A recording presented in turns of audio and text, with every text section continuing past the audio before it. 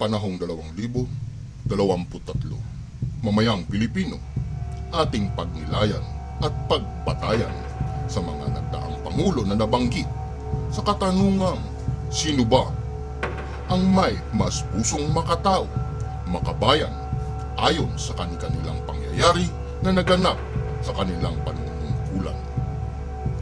Ex-Presidente Ferdinand E. Marcos ang Apulacay o ex-presidente Corazon C. Aquino ang dakilang ina. Ang mga ibabahagi ng inyong lingkod na si Maski, ang inyong maskaradong komentarista, ay isang makatotohanang komentaryo at kayo ay bukas sa anumang komento ukol dito dahil bagamat may connection ito sa mga susunod na video na aking ilalathala sa channel na ito. Pero bago natin simulan ito, at kung bago ka sa aking channel, nais mo din ba ang mga ganitong talakayan? Maaari lamang na i-like, subscribe, and share bilang maliit na pagsuporta sa amin upang kami ay makapagpatuloy pa sa aming pagbabahagi ng mga kaalamang pangyayari noon at kasalukuyang panahon. Sa kanilang panahon ng paglilingkod, samot-saring pagsubok politikal ang kanilang kinakaharap at ang idedetalye natin dito ay nauukol sa pinakamabibigat na bahagi ng yugto ng kanilang panunungkulang pagsubok. Panahong Rehimeng Marcos, dahil sa paglaganap ng krimen sa bansa at kabit-kabilang banta at pagsubok ng mga makakaliwang aktivista, komunista at rebelyon, minabuti ng Pangulo na igawad ang isang desisyon at pagpapatupad ng batas militar o martial law. Ito ay para hindi hamakin o saktan o abusuhin ang mga mamayan, subalit ngunit ito ay para protektahan ang kawanihan ng gobyerno at pairaling ang maayos na pamumuhay ng mamayang Pilipino at seguridad ng mapayapang bukas. Sa panahong ito, nasasabing ito ang pinakamadilim na bahagi ng pangyayari sa Rehimeng Marcos, sapagkat naahayag hanggang sa ngayon na naglaganap ang mga mas matinding patayan sa pag-iral ng batas militar. Bagamat nangyayari ang bagay na ito, ng panahong ito hindi ba sumagi sa likod ng inyong kamalayan? Ang tanong na bakit nangyayari ito? Ang lingkod, bagamat bata pa sa panahong ito, pero bukas ang aking kamalayan at buhay na saksi sa mga pangyayaring nabanggit. May mga pangyayari na bagamat totoo na meron nasasawi sa panahong batas militar, ngunit ito ay nangyayari dahil sa mga individual na hindi nasusunod o sumusunod sa umiiral na batas na bagamat agam-agam sa isipan na sila ay isa sa mga pakawala ng makakaliwang grupo upang subukang makibaka sa gobyernong Marcos. Maiiwasan ang mga pangyayaring ito kung nasunod lamang ang mga sangkot sa pinaiiral na batas ng panahong ito. Panahong ito, masaya, tahimik at payapa ka makakapaglaro, makakapaglakad at makakapagliwaliw sa mga oras na bukas ang lahat sa pang-araw-araw na walang kaakibat na pangamba na anumang oras ay maaaring dumating. Dahil sa panahong ito, ang direktang kriminalidad ay halos wala dahil pinamalas dito ang tunay na kahulugan ng disiplina. Tanong, sa palagay niyo ba ng panahong ito nakatulong ba ang batas militar o hindi? At bakit? I-komento nyo lang kung maaari ang inyong opinyon, mga kamaski. At pagpapatuloy.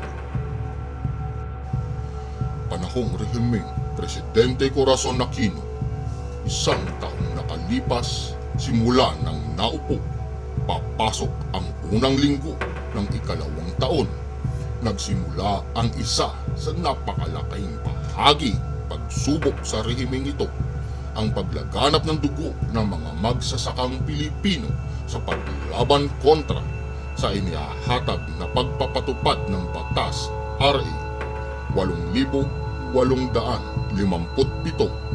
o Comprehensive Agrarian Reform Program o CARP. Hayagang pagtutol ng mga kababayang magsasaka sa panukalang batas na ito dahil madami ang nakakaalam sa maaaring resulta pag ito ay naipasa na sa kapila ng matatamis na pangakong programa. Hangad sa likod nito ang madilim na katotohanan at planadong resulta na ang mga magsasakang maralita ay mababaliwala at may isang tabi.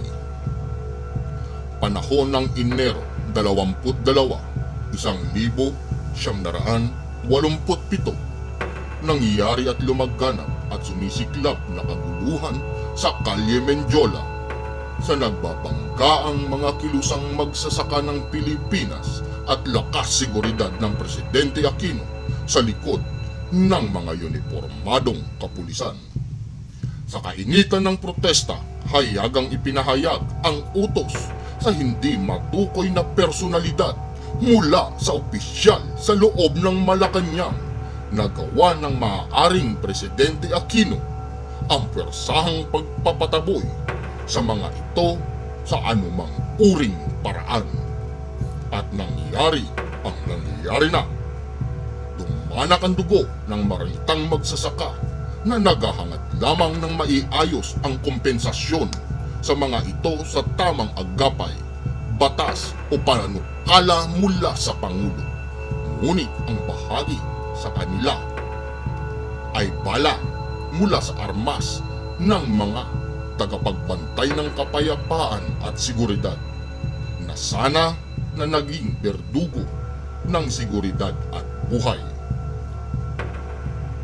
Mga kamaski, ibabahagi ko sa inyo ang mga video ng mga magkabilang rehimen at pagnilayan paano nila hinarap ang isang pagsubok at kayo na ang humusga kung sino man sa kanila ang tunay na may pusong makabayan sa kabila ng hinaharap na sitwasyon.